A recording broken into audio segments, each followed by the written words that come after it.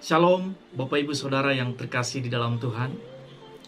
Kali ini di dalam siraman kasih, saya rindu untuk menyampaikan satu kebenaran firman Tuhan buat kita semua. Di dalam Efesus pasal yang ke-6, Saudara, ayat yang ke-10 sampai yang ke-12. Akhirnya, hendaklah kamu kuat di dalam Tuhan, di dalam kekuatan kuasa-Nya.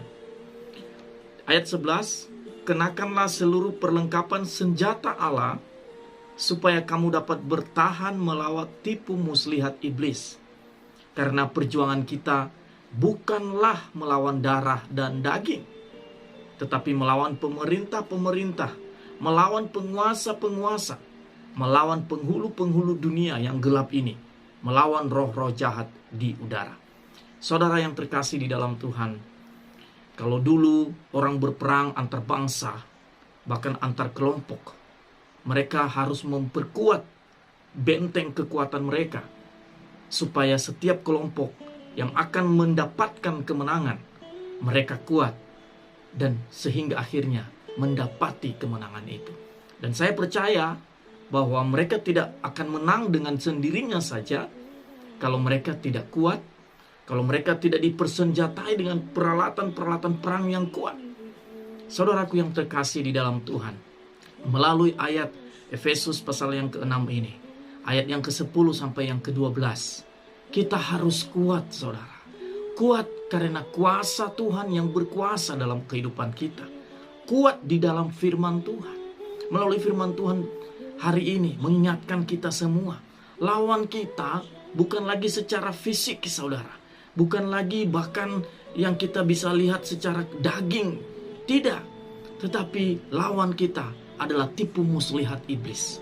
Dia bisa berkuasa untuk menggunakan satu hal, untuk dia bisa memperalat sesuatu, sehingga kita yang tadi imannya kuat dan kokoh di dalam Tuhan, lengah, saudara. Sehingga melalui apa? Iblis, roh jahat itu bisa menang atas hidup saudara. Dia bisa kuasai saudara dengan celah yang dimana saudara membukanya dengan pikiran negatif. Dia bisa menguasai saudara ketika saudara membiarkan hidup yang tidak berada di dalam naungan Roh Kudus, saudara.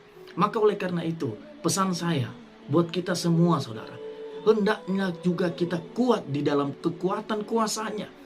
Makanya setiap kita mendengar firman, makanya ketika kita setiap kali membaca firman Tuhan, biarlah iman kita semakin teguh di dalam Tuhan. Untuk apa iman itu? Supaya kita bisa membentengi hidup kita. Dengan cara apa? Dengan berpikir positif, menanggapi hal-hal yang segala sesuatu yang terjadi itu dengan hati dan cara Tuhan.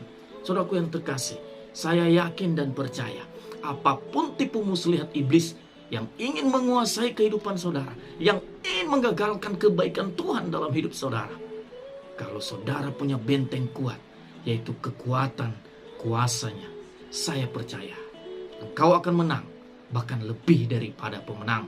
Karena kuasa Tuhan yang berkuasa dalam hidupmu adalah kuasa yang sama yang membangkitkan Kristus.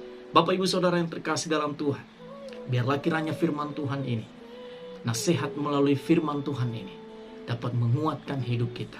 Sekali lagi saya katakan, lawan kita adalah tipu muslihat iblis. Tipu-tipu muslihat iblis. Maka kita bisa telaah dan mengenali hal-hal itu, sehingga kita kuat karena kekuatan kuasa Tuhan dalam hidup kita.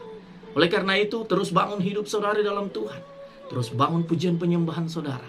Terus hidup dan bersekutu bersama saudara-saudara seiman, sehingga engkau kuat.